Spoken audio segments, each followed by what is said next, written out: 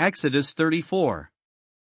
The Lord said to Moses, "Chisel out 2 stone tablets like the first ones, and I will write on them the words that were on the first tablets, which you broke. Be ready in the morning, and then come up on Mount Sinai. Present yourself to me there on top of the mountain.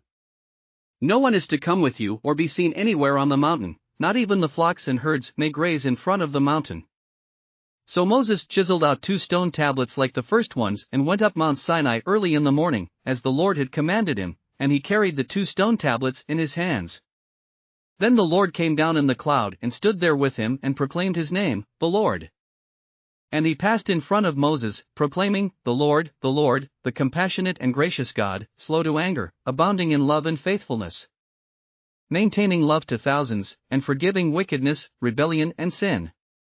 Yet he does not leave the guilty unpunished, he punishes the children and their children for the sin of the parents to the 3rd and 4th generation. Moses bowed to the ground at once and worshipped. "Lord," he said, "if I have found favor in your eyes, then let the Lord go with us. Although this is a stiff-necked people, forgive our wickedness and our sin, and take us as your inheritance." Then the Lord said, "I am making a covenant with you. Before all your people I will do wonders never before done in any nation in all the world. The people you live among will see how awesome is the work that I, the Lord, will do for you. Obey what I command you today. I will drive out before you the Amorites, Canaanites, Hittites, Perizzites, Hivites and Jebusites. Be careful not to make a treaty with those who live in the land where you are going, or they will be a snare among you. Break down their altars, smash their sacred stones and cut down their Asherah poles. Do not worship any other god, for the Lord, whose name is jealous, is a jealous God.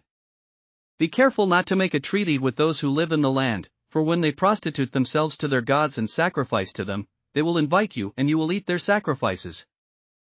And when you choose some of their daughters as wives for your sons and those daughters prostitute themselves to their gods, they will lead your sons to do the same. Do not make any idols. Celebrate the festival of unleavened bread. For 7 days eat bread made without yeast, as I commanded you. Do this at the appointed time in the month of Aviv, for in that month you came out of Egypt. The first offspring of every womb belongs to me, including all the firstborn males of your livestock, whether from herd or flock.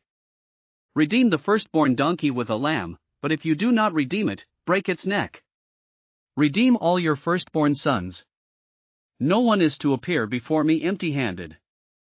6 days you shall labor, but on the 7th day you shall rest, even during the plowing season and harvest you must rest. Celebrate the festival of weeks with the firstfruits of the wheat harvest, and the festival of ingathering at the turn of the year. 3 times a year all your men are to appear before the sovereign Lord, the God of Israel. I will drive out nations before you and enlarge your territory, and no one will covet your land when you go up 3 times each year to appear before the Lord your God. Do not offer the blood of a sacrifice to me along with anything containing yeast, and do not let any of the sacrifice from the Passover festival remain until morning. Bring the best of the firstfruits of your soil to the house of the Lord your God. Do not cook a young goat in its mother's milk. Then the Lord said to Moses, "Write down these words, for in accordance with these words I have made a covenant with you and with Israel." Moses was there with the Lord 40 days and 40 nights without eating bread or drinking water. And he wrote on the tablets the words of the covenant, the 10 commandments.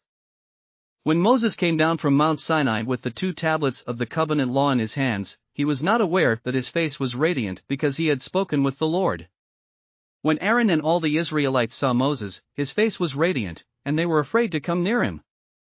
But Moses called to them, so Aaron and all the leaders of the community came back to him, and he spoke to them. Afterward all the Israelites came near him, and he gave them all the commands the Lord had given him on Mount Sinai. When Moses finished speaking to them, he put a veil over his face.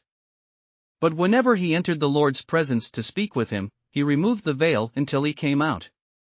And when he came out and told the Israelites what he had been commanded, they saw that his face was radiant. Then Moses would put the veil back over his face until he went in to speak with the Lord. Thanks for listening to another chapter of the Bible. At My Faith Fuel, we believe a good coffee fuels your faith and energizes your day. Please visit myfaithfuel.com to explore our delicious coffee blends. Part of each purchase goes to training worshippers around the world. Thanks for listening.